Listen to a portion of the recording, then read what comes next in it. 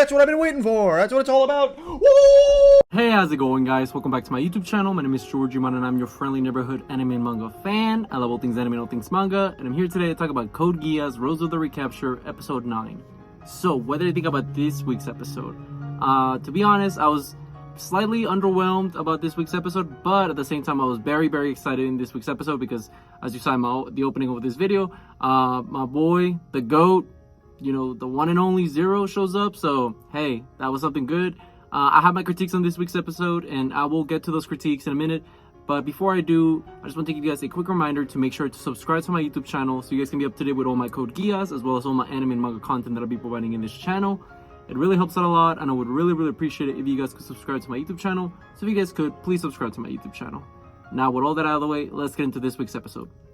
So this week's episode starts off right where we left off last time, which is pretty much Ash and Sakuya, you know, having their confrontation. You know, she's like, do whatever you want to with me. And you see Ash like starting to like having memories of his brother, and you know how he feels so betrayed and disgusted about the whole situation. But you know, like, you know, he was being played the whole time by Sakuya. And he pretty much just tells her like, you can do like he shoots at her, but he shoots her like next to her, so he doesn't like obviously wound her or anything. It's more like, I'm done with this, like I'm done being your servant. And as you know, he leaves. You know, I was expecting the, you know, Norland's second in command, you know, the one of the Knights of the Realm, for him to have dipped, you know, because his nightmare firm got destroyed and all that. But no, I guess he sticked around, and not just that, he like captured Sakuya again, so that was pretty funny because he like lifted her again in that contraption that they had, that bondage contraption. And he's like, okay, you're gonna be our experiment. And he's like, you know what, I will give you some leeway, so here, I'll let you go. And he lets her go, so but he pretty much tells her like, either you can help us or we're gonna kill all these hostages. And he obviously starts killing these hostages, and she obviously is not happy about that. She's pretty mad. And then he's like, oh, you're gonna say something? I got my helmet right here, you can't really do anything, can you?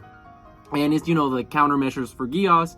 And you know, it would have been all fine and dandy if it wasn't for Ash, because Ash shows up and he just rams the guy. You know, he breaks through the window, and he just like, you know, he you know, knocks him to the floor. And we see that, you know, Sakuya, she takes the opportunity, like, okay, I'm gonna use my Geass, like, I, Sakuya, you know, command you to. And then he's like, no, none of that. And my man, what does he do? He does, hey, listen, he went out like a G, because he pulls out the gun, and you know, he seals the deal. He makes sure that he's no slave, and he takes, you know, the actions into his own hand. And you know, he ends his own, you know, he ends his own story, let's just say that. And you know, the way he went out, I was like, yo, that's a G right there. He said, nah, bro, I'm dying like myself. I ain't gonna be a puppet. No way. And you know, as this is happening, you see that Ash is like, she's like, why did you come to save me? And he's like, I promised your dad. Your dad told me that you had a kind heart and you were a kind person. So I want to see that for myself, and I will help you, you know, rescue Sakura. And he's like, and then, you know, they're like, okay, cool, let's do this. And as this is happening, we also catch up back with Norland for a bit, and we see that he's been making some plays. He's been trying to have Lady Nara, which is one of the knights, you know, have a, you know, meeting with the UN. And what we find out that meeting is going to be about is a peace treaty. And what they want is they want to pretty much have negotiations about how Neo Britannia can be hands off. And an important thing to note is that we see Cornelia again, which was fun, but even more important note is that we see Gino, you know, one of the Knights of the Realm from the previous series, you know, the original Code Geass and whatnot. And it was cool seeing him again. You know, he's very chill and all that, very incompetent at his job, I will say, because he is the Navy leader of the Black Knights, and my man kind of, I'm gonna say towards the end of the episode, he kind of doing a bad job, let's just say that. But it's nonetheless, it was fun seeing him, a nice little cameo. And as that's happening, we proceed with the episode, and we see that, you know, the Knights of the Round, you know, they're talking to Norland, one of them is, and he's like, hey, the preparations are almost done. And Norland's like, great, this will be awesome. And you see him like in this new mech of his, I guess. We're gonna see it in action sometime soon, I'm assuming, because we're nearing the end of the story. So what we see is pretty much after that is that the Roze, as you know, and Ash, they're chilling, or should I say, you know, Sakuya, but she's still disguising himself as Roze, because obviously the rebellion people don't know that, and they want to keep it hush hush. So as they're still, you know, joining forces with the rebellion's pissed off because, like, oh, a peace treaty, like, what, a peace treaty, what is that about? And as they're pretty much talking about it, they're like, you know, Roze, what should we do? What's our, you know, counterattack? And, you know, Sakuya has no plan, because, you know, she's kind of like, you know, at an emotionally weakened state right now because of everything that's happened. You know, she feels terrible because she's like, who am I? Like, why do I keep controlling people? I control Ash. She feels terrible. And as she, like, you know, goes on and she has her little, like, moment of you know, self-reflection, she realizes, okay, I gotta do this for Sakura. I gotta make sure that all the people that have died had a purpose, and I want to make sure that I'm able to save Sakura as well as defeat Neo Britannia, because that's my resolve. And I was like, okay, that's cool. And after that, we see pretty much the peace treaties commands, and we see that, you know, Lady Nara shows up. It's like, okay, this is the deal. Pretty much the UN is like, you know, the Federation of Nations are like, okay, you guys gotta destabilize your military, you know, disarm and all that. But we'll give you guys we'll acknowledge you guys as your own territory as long as you don't do like any war crimes anymore. And they're like, okay, fine, that's good. Hey, we will take this peace treaty as long as the Britannians don't really sniff around here. Like, you know, they don't, you know, because of the whole conflict with Britannians, and, you know, as long as we don't get discriminated and all that, or something along those lines. Like, pretty much saying, like, Britannia cannot get involved in this conflict. It's like, okay, we can do that, I guess. And what happens is very interesting, because Cornelia, she's like, okay, we need somebody with more knowledge about this. We need our ace, like our trump card to counter Norland and his forces. And that trump card is Kaguya. It was really cool seeing Kaguya again. It was fun. You know, it's an adult Kaguya. She looks a little older. I believe she's probably like in her mid-20s or something, because I think this series takes place 7 years, if I remember correctly. So it was fun seeing Kaguya again, you know, Suzaku's cousin. And she seems to be gonna be stepping in once again as the chairwoman of the UN for this, you know, negotiations of, you know, the Neo Britannia and the UN, pretty much, with the peace treaties. And obviously Lady Nora's just like, oh man, that's gonna be hard.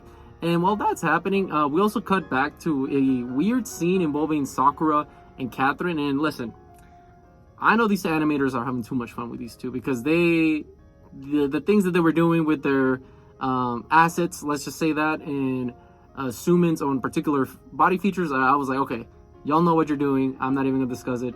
Pretty much, I'm gonna narrow it down.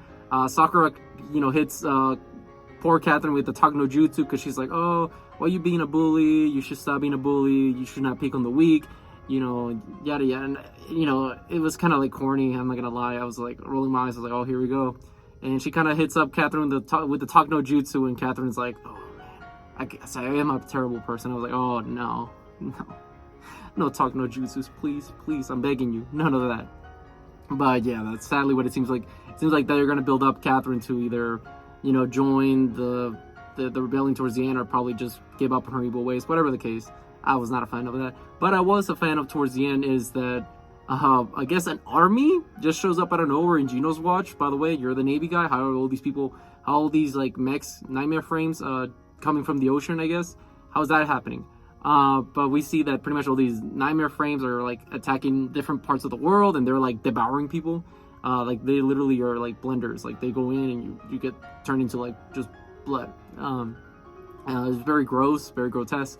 But what we see is pretty much the Avengers assemble, the Avengers of Code Geass, which is, we see the Akito squad, which was awesome. We see Nanali show up, you know, as an adult. Nanali was cool. It was really fun seeing her and Suzaku, you know, because that's her knight, obviously. So Suzaku, we see him again. We see even some also the reflection representation, which is something I haven't even watched or read or anything like that, because I think it's like a manga or something. I haven't read it. I heard it's good from many people. There's a lot of fans of that series, that spinoff, and yeah, they show up, so they're canon to this movie continuity. And it was just like, you know, the Avengers. I just kept thinking to myself, the Avengers. And we see obviously Zero as Usaku, and it seems like they're gonna take down all these armies, and probably next episode we're gonna see a bunch of them, you know, getting their mechs and start fighting, which I'm very, very excited for, because obviously when I see Suzaku, and also I want to see my girl Colin. So please don't fail me. Show me my girl Colin, please. I'm begging. But with all that being said, what did you guys think about this week's episode? Did you guys love it? Did you guys hate it? Did you guys thought it was alright? Whatever you guys thought, let me know in the comment section down below. Also, thank you so much for sticking all the way to the end of the video. I really appreciate it. And don't forget to like, comment, and subscribe to my YouTube channel for more Code Geass, as well as more anime and manga content in the near future. But yeah, with all that being said, I hope you guys have a great rest of your day. Bye-bye.